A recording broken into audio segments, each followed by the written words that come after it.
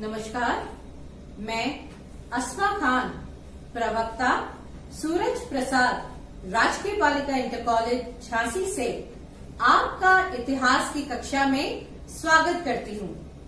तो बच्चों, आज हम इतिहास में पढ़ने जा रहे हैं अपना 7वां अध्याय। अध्याय का नाम क्या है? बदलती हुई सांस्कृतिक परंपराएं। आज बच्चों हम पढ़ेंगे इसके पहले भाग को। तो बच्चों, हमने इसके पहले वाले अध्याय में क्या पढ़ा था, थोड़ा सा उसके बारे में हम याद कर लें। हमने इंग्लैंड में हुए सामंतवादी विकास के बारे में पढ़ा था, साथ ही समकालीन सामाजिक और आर्थिक संबंधों को प्रभावित करने वाले कारकों को भी जानने का प्रयास किया था। इनमें पर्यावरण, भूमि के उपयोग और कृषि एवं प्रौद्योगिकी, इन सभी के बारे में हमने विस्तार में अध्ययन किया। साथ ही एक नए चौथे वर्ग व नगर और नगर वासियों के बारे में भी हमने जानकारी हासिल की थी और इन्हीं व्यवस्थाओं से जन्मे सामाजिक असंतोष और राजनीतिक परिवर्तन को भी हमने बच्चों जानने का प्रयास किया था। तो बच्चों, अब हम बढ़ते हैं अपने इसी 7वें अध्याय की तरफ। इसमें आज हम क्या पढ़ेंगे? 14वीं शताब्दी से 17वीं शताब्दी के अंत तक यूरोप के अनेक देशों में नगरों की संख्या बढ़ रही थी। बच्चों, एक विशेष प्रकार की नगरीय संस्कृति विकसित हो रही थी। ये है वो मैप, आप देख सकते हैं बच्चों सामने। इसमें इटली के नए राज्यों का पुनरुत्थान हो रहा था। इसके बारे में हम जानकारी हासिल करेंगे। साथ ही कुछ आप देखिए, वेनिस, पादुआ, फ्लोरेंस, इस तरीके के कुछ नगर थे जिनके बारे में हम पढ़ेंगे। नगर के लोग अब ये सोचने लगे थे कि वे गांव के लोगों से अधिक सभ्य है। नगरों में खास करके, जैसा अभी मैंने आपको बताया, फ्लोरेंस, वेनिस और रोम, ये सभी कला के विद्या के केंद्र बन गए थे। नगरों को राजाओं और चर्च से थोड़ी बहुत स्वायत्तता मिली थी। नगर कला और ज्ञान के केंद्र बन गए।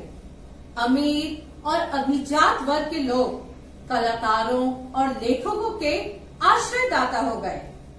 इसी समय मुद्रण के आविष्कार से अनेक लोगों को, चाहे वे दूर दराज नगरों के या देशों में रहने वाले हों, उन सभी को अब छपी हुई पुस्तक यानी कि प्रिंटेड हुई बुक्स जो उपलब्ध होने लगी। यूरोप में इतिहास की समझ विकसित होने लगी और लोग अपने आधुनिक विश्व की तुलना यूनानी व रोमन प्राचीन दुनिया से करने लगे थे।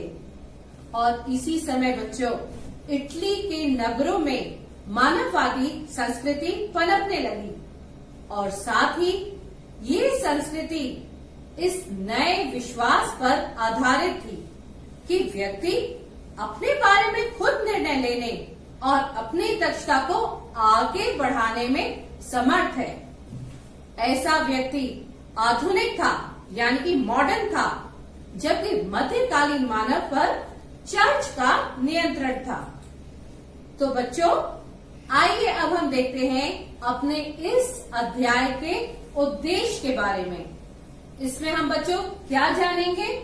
इस भाग की समाप्ति के पश्चात आप सभी छात्र छात्राएं निम्न बातों को समझने में सक्षम होंगे। इटली के नगरों के पुनरुत्थान को समझने का हम प्रयास करेंगे।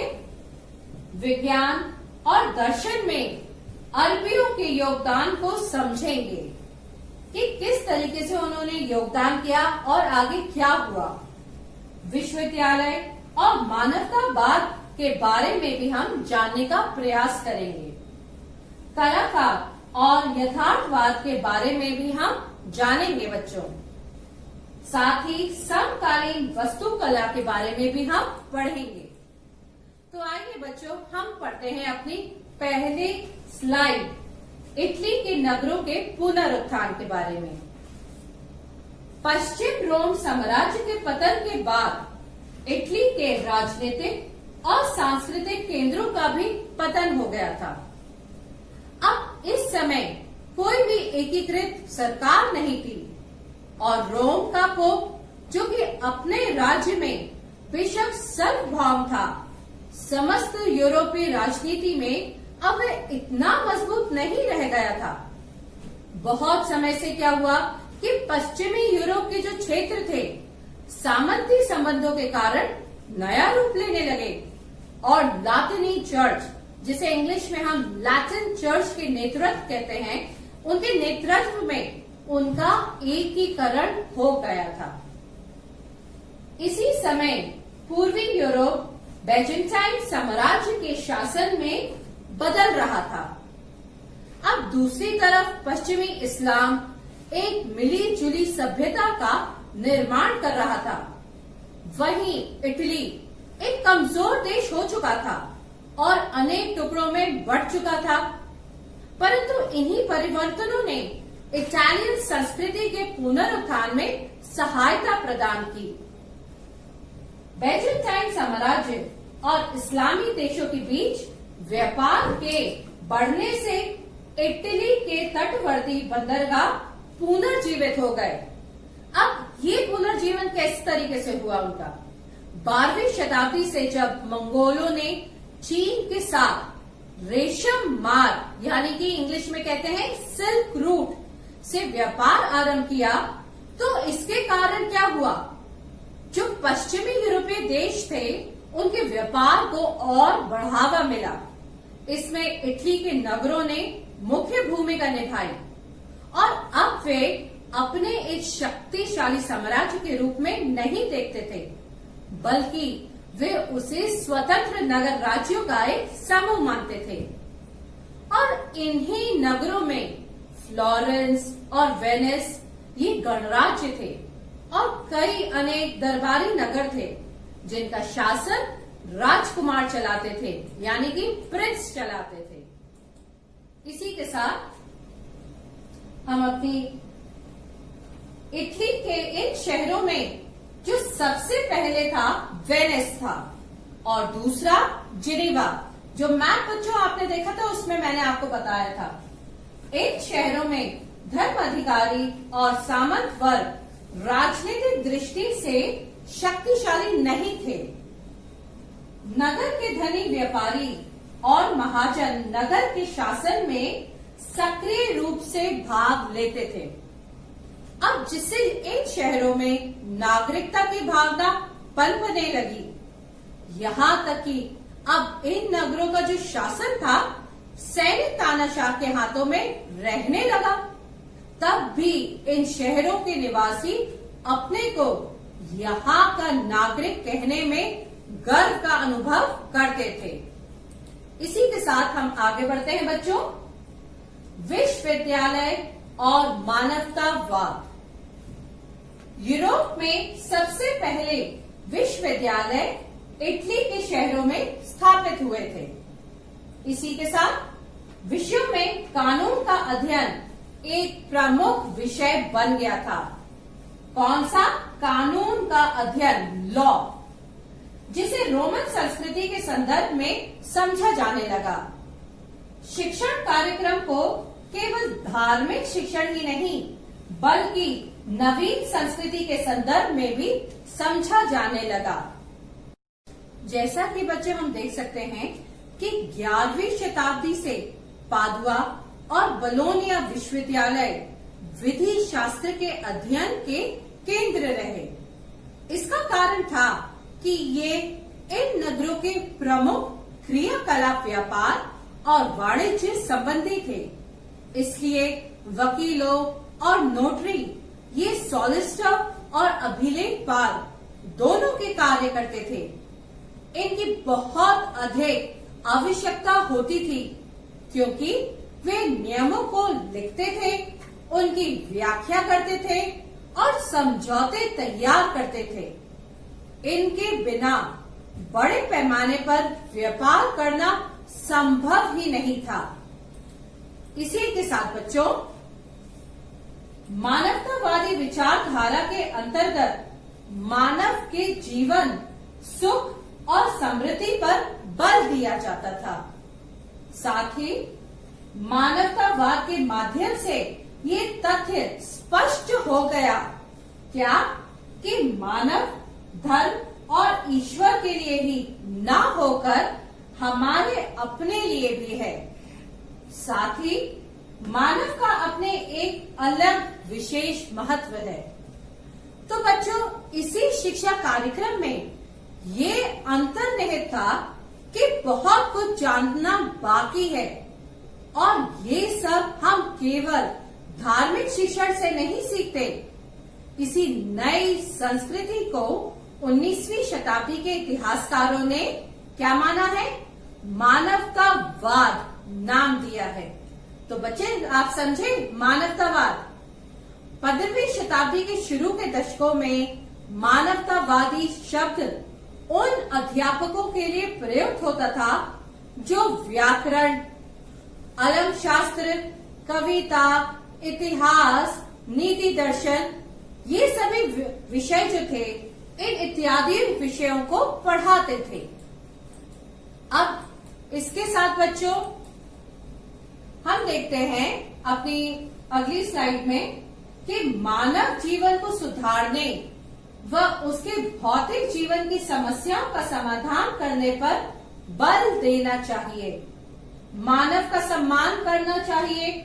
इसका कारण ये है कि मानव ईश्वर की सर्वोत्कृष्ट रचनाओं में से एक है। पुनर्जागरण काल में महान कलाकारों की कृतियां और मूर्तियों में जीसस क्राइस्ट को मानव शिशु के रूप में और मदर मैरी को वात्सल्यमयी की मां के रूप में चित्रित किया गया है। निसंदेह मानवतावादी रचनाओं में धार्मिक भावनाओं का रस पाया जाता है। तो बच्चों, इन क्रांतिकारी विचारकों ने अनेक विश्वविद्यालयों का ध्यान आकर्षित किया। इनमें नया स्थापित विश्वविद्यालय फ्लोरेंस भी था, जो पेट्रार्क का स्थायी नगर निवास था। इस नगर ने 13वीं शताब्दी के अंत तक व्यापार या शिक्षा के क्षेत्र में कोई विशेष तरक्की नहीं की थी, पर 15वीं शताब्दी में सब कुछ पूरी तरह बदल गया। किसी भी नगर की पहचान उसके महान नागरिकों के साथ साथ उसकी संपन्नता से भी बनता है। फ्लोरेंस की प्रसिद्धि में 2 लोगों का हाथ था। इनमें से एक व्यक्ति था दांते अलिघेरी, जो किसी धार्मिक संप्रदाय विशेष से संबंधित नहीं थे, पर उन्होंने अपनी कलम धार्मिक विषयों पर चलाई थी। और दूसरे व्यक्ति थे बच्चों कलाकार जोटो, जिन्होंने जीते जागते रूप चित्र बनाए। इसी के साथ बच्चों हम आगे बढ़ते हैं और देखते हैं इतिहास का मानवतावादी दृष्टिकोण ये क्या है। इसके पीछे ये मान्यता थी कि रोमन साम्राज्य के टूटने के बाद अंधकार युग शुरू हुआ। मध्यकाल जैसी संख्याओं का प्रयोग रोम साम्राज्य के पतन के बाद 1000 वर्ष की समय अवधि के लिए किया गया। साथ ही मानवतावादियों और बाद के विद्वानों द्वारा प्रयुक्त कालक्रम क्या था? 5 से 14 शताब्दी मध्य युग था। 5 से 9 शताब्दी अंधकार युग। बच्चों, ये सभी चीज आपको नोट करनी है, अपनी कॉपी में नोट करिएगा। 9 से 11 शताब्दी आरंभिक मध्य युग था और 11 से 14 शताब्दी उत्तर मध्य युग था। इसी के साथ 15वीं शताब्दी आधुनिक युग यानी कि मॉडर्न एरा जिसे कहा जाता है वो था। तो बच्चों, इसी क्रम में अब हम पढ़ते हैं विज्ञान और दर्शन में अरबियों का योगदान।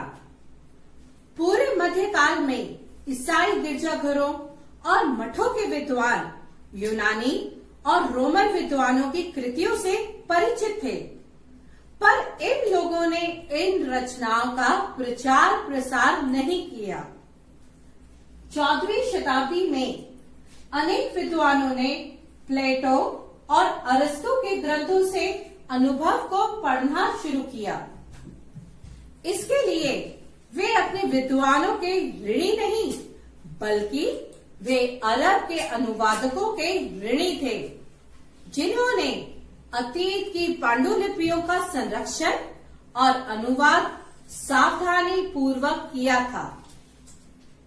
एक और यूरोप के विद्वान यूनानी ग्रंथों के अरबी अनुवाद का अध्ययन कर रहे थे, तो दूसरी ओर यूनानी विद्वान अरबी और फारसी विद्वानों की कृतियों को अन्य यूरोपीय लोगों के बीच प्रसार के लिए अनुवाद कर रहे थे।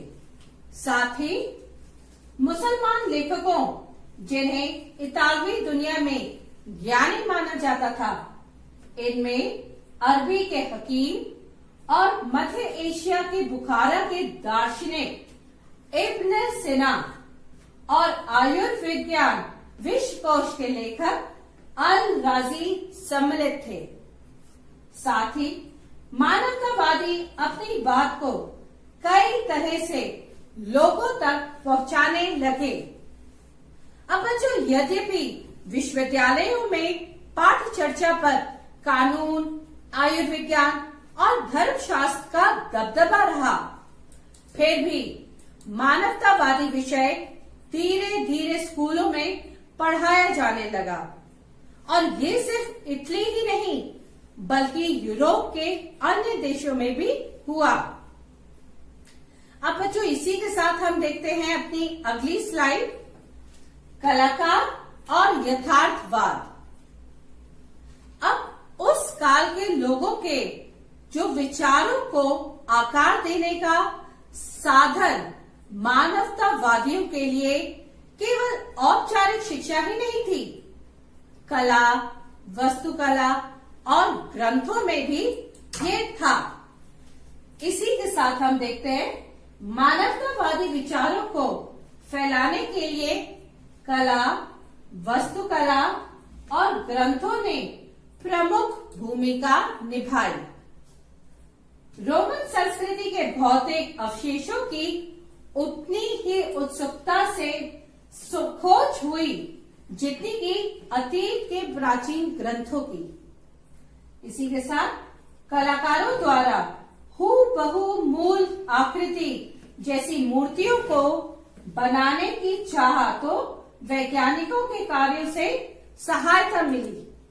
साथ में हम ये भी देखते हैं कि जो नर कंकालों का अध्ययन करने के लिए कलाकार आयुर्विज्ञान के कॉलेजों की प्रयोगशालाओं में गए।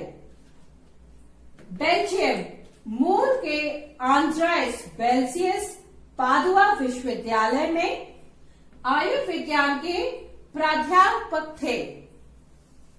ये पहले व्यक्ति थे जिन्होंने सूक्ष्म परीक्षण के लिए मनुष्य के शरीर की चीर फाड़ की। ये सबसे पहले था बच्चों।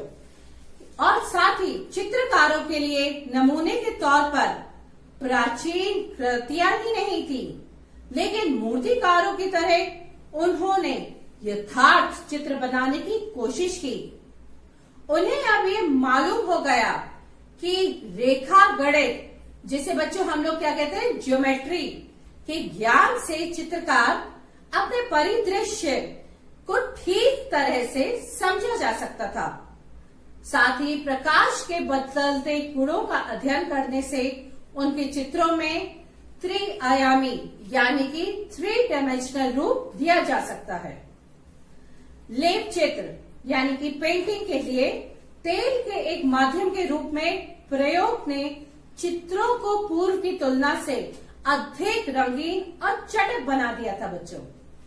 उनके अनेक चित्रों में दिखाए गए वस्त्रों के डिजाइन और रंग संयोजन में चीनी और फारसी चित्रकला का प्रभाव दिखाई देता है, जो कि मंगोलों से मिली थी उन्हें। और इसी तरह का जो शरीर विज्ञान, रेखा गणित, भौतिकी और सौंदर्य की उत्कृष्ट भावना ने इटालियन कला को नया रूप दिया, जिसे बाद में यथार्थवाद यानी कि रियलिज्म कहा गया। ये देखिए बच्चों, इसी समय आधुनिक शरीर की क्रिया विज्ञान का भी प्रारंभ हो गया था। तो बच्चों, इसी कलाकार और यथार्थवाद में हम आगे बढ़ते हैं और देखते हैं इस तरह शरीर विज्ञान, रेखा गणित, भौतिकी और सौंदर्य की उत्कृष्ट भावना ने इतालवी कला को एक नया रूप दिया, जिसे बाद में यथार्थवाद कहा गया है। जैसा कि आप ये जो फोटो है, ये पिक्चर आपके सामने है, ये देख सकते हैं कैसे रियलिस्टिक पिक्चर आपको लगती है, किस तरीके से सामने ऐसा लगता है कि कोई लेके ही ये बैठा हो। तो ये फीलिंग यही कहलाती है यथार्थवाद, जो उभर कर सामने आई। यथार्थवाद की ये परंपरा 19वीं सदी तक चलती रही। इसी के बाद वस्तुकला हम पढ़ते हैं और इसमें सबसे पहले देखते हैं वस्तुकला की एक नई शैली को प्रोत्साहित किया, जो वास्तव में रोम साम्राज्यकालीन शैली का पुनरुद्धार थी। पोप, धनी व्यापारियों और अभिजात वर्ग के लोगों ने उन वास्तविकवादों को अपने भवनों को बनाने के लिए नियुक्त किया, जो कि शास्त्रीय वस्तुकला से परिचित थे। यही शास्त्रीय अभी मैंने जो आपको बताया था, ये चीज वही है। चित्रकारों और शिल्पकारों ने भवनों को लेप चित्रों, जो कि अभी बताया मैंने, पेंटिंग, मूर्तियों और उभरे चित्रों से भी सुसज्जित किया। इसका भी बच्चों एक एग्जाम्पल, ये पिक्चर आपके सामने आप देख सकते हैं स्लाइड में, कि किस तरीके से ये पेंटिंग्स, मूर्तियों की आकृतियां, ये सारे चित्र इसमें बने हुए हैं। इस काल में कुछ ऐसे भी लोग हुए जो कुशल चित्रकार, मूर्तिकार और वस्तुकार सभी कुछ थे। अब इसका सबसे सर्वश्रेष्ठ उदाहरण है माइकल एंजेलो, जिनका पूरा नाम है बच्चों माइकल एंजेलो बुओनारोटो। आप इन्हें माइकल एंजेलो भी कह सकते हैं, जिन्होंने पोप के सिस्टीन चैपल की भीतरी छत में लेप चित्र, जिसका क्या नाम था, दी ट्राइटा नाम की प्रतिमा और सेंट पीटर गिरजे के गुंबद का डिजाइन बनाया, और इन्हीं की वजह से माइकल एंजेलो अमर हो गए। ये सारी कलाकृतियां रोम में ही हैं। वास्तुकार फिलिपो ब्रुनेलेस्ची ये क्या कहते थे, इनका ये मानना था कि जिन्होंने फ्लोरेंस के भव्य गुंबद कौन सा, जो डोम पहले भी हमने आपको बताया इसके बारे में, का परिरूप प्रस्तुत किया था, उन्होंने अपना पेशा एक मूर्तिकार के रूप में शुरू किया। और इसी काल में एक और अनोखा बदलाव आया। वो क्या था? अब कलाकार की पहचान उसके नाम से होने लगी, न कि पहले की तरह उसके संघ या श्रेणी या गिल्ड के नाम से जो होती थी, बजाय अब उसके नाम से होने लगी। अब बच्चों, हमारा ये अध्याय का पहला भाग पूरा हो जाता है। तो हमने इस भाग में क्या पढ़ा, इसको भी हम संक्षेप में देख लें। हमने इस भाग में इटली के नगरों के पुनरुत्थान के बारे में पढ़ा। विज्ञान और दर्शन में अरबियों के योगदान को हमने समझा। विश्वविद्यालय और मानवतावाद के बारे में भी हमने जानने का प्रयास किया। कलाकार और यथार्थवाद के बारे में भी हमने समझा। समकालीन वास्तुकला को भी हमने बच्चों जानने का प्रयास किया। तो जैसा कि बच्चों अब हम जो प्रश्न आते हैं एग्जाम में, उसको भी हम देख लें, समझ लें कि कैसे प्रश्न आएंगे और किस दिशा में उसका उत्तर होना चाहिए। उसके लिए मैं एक एग्जाम्पल लेके आई हूं बच्चों। 14वीं और 15वीं शताब्दियों में यूनानी और रोमन संस्कृति के किन तत्वों को पुनर्जीवित किया गया? ये बच्चों अभी आपने देखा और समझा। आप लिख सकते हैं। एक एग्जाम्पल समझ लीजिए कैसे हमें पढ़ना है आगे। 14वीं और 15वीं शताब्दियों में यूनानी और रोमन संस्कृतियों व सभ्यताओं को पुनः जीवित करने का प्रयत्न किया गया। यूरोप में हुए परिवर्तन का प्रभाव यूनान और रोम संस्कृतियों पर भी पड़ा। 14वीं और 15वीं शताब्दी में आम जनता के मन में यूनानी व रोमन संस्कृतियों के अध्ययन के प्रति अनेक जिज्ञासाएं उत्पन्न हुई। कारण क्या था? कारण ये था कि अब शिक्षा व वाणिज्य में काफी प्रगति हो गई। यूनानी और रोमन संस्कृति व सभ्यता से प्रभावित होकर मानव को ईश्वर की सर्वोत्कृष्ट रचना माना गया और उनकी अनेक चित्रकारों एवं मानव से संबंधित विषयों पर अपनी रचनाएं व चित्रकारियां की। इसके अतिरिक्त दार्शनिक व तर्कवाद की प्रवृत्ति से भी प्रभावित होकर अन्य वैज्ञानिकों ने आविष्कार किए और लोगों को मध्यकाल के अंधकार से बाहर निकालने का भी प्रयास किया। कई रूढ़ियों, अंधविश्वासों का पर्दाफाश यूनानी व रोमन तर्कवाद के माध्यम से किया गया। आत्मा और परमात्मा को छोड़कर लेखकों, पत्रकारों का प्रतिपाद मानव बन गया।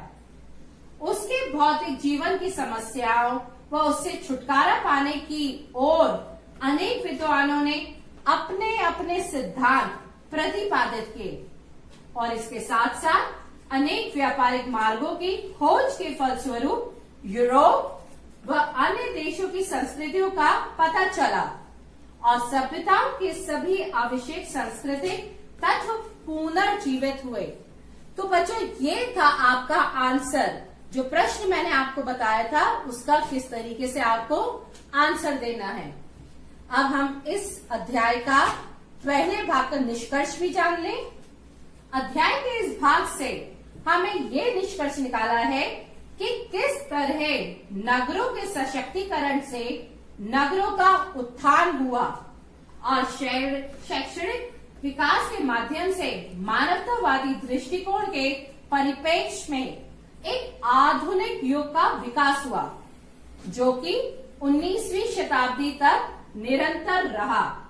साथ ही विज्ञान, दर्शन और वास्तुकला शिक्षा की विभिन्न शाखाओं को नया रूप दिया जिसे बाद में क्या कहा गया? यथार्थवाद कहा गया। तो ये था बच्चों इस अध्याय के पहले भाग का निष्कर्ष। अब हम देखते हैं गृह कार्य हमें क्या करना है। हमने पूरा पाठ अच्छे से पढ़ लिया है बच्चों, समझ लिया है। आपका होमवर्क अब क्या है? आपको घर में बैठ के एक बार इसको दोहराना है। इसके जो भी इम्पोर्टेंट पॉइंट्स मैंने आपको बताए थे वो आपको लिखना है। एक प्रश्न मैंने आपको दे दिया है। 14वीं और 15वीं शताब्दियों में यूनानी और रोमन संस्कृतियों के किन तत्वों को पुनर्जीवित किया गया? ये क्वेश्चन का आंसर मैंने आपको अभी जो बताया वो आपको एज इट इज लिख के समझना है। इसी तरीके से एक प्रश्न मैं आपको दे रही हूं जो आपको खुद लिखना है। इतिहास के मानवतावादी दृष्टिकोण को समझाइए एवं विज्ञान और दर्शन में अरबों के योगदान को स्पष्ट कीजिए। तो बच्चों ये प्रश्न का आंसर आपको लिखकर दिखाना है, अगली क्लास के लिए लेके आना है, रेडी रहना है। और साथ ही अब हमें आगे वाले भाग में क्या पढ़ना है ये हम जान ले बच्चों। आगे वाले आने वाले भाग में हम प्रथम मुद्रित पुस्तकों के बारे में पढ़ेंगे, साथ ही मनुष्य की नई संकल्पना को समझेंगे एवं महिलाओं की आकांक्षाओं के बारे में भी पढ़ेंगे। साथ ही ईसाई धर्म के अंतर्गत हुए वाद विवाद को पढ़ेंगे और उससे क्या निष्कर्ष, क्या क्रांति आई है उसके बारे में हम जानेंगे बच्चों। तो बच्चों मैं आशा करती हूँ आज का ये भाग आपको अच्छे से समझ आ गया होगा। आपने पढ़ लिया होगा तो आप घर पर रहिए, सुरक्षित रहिए और निरंतर ऐसे पढ़ते रहिए। Thank you.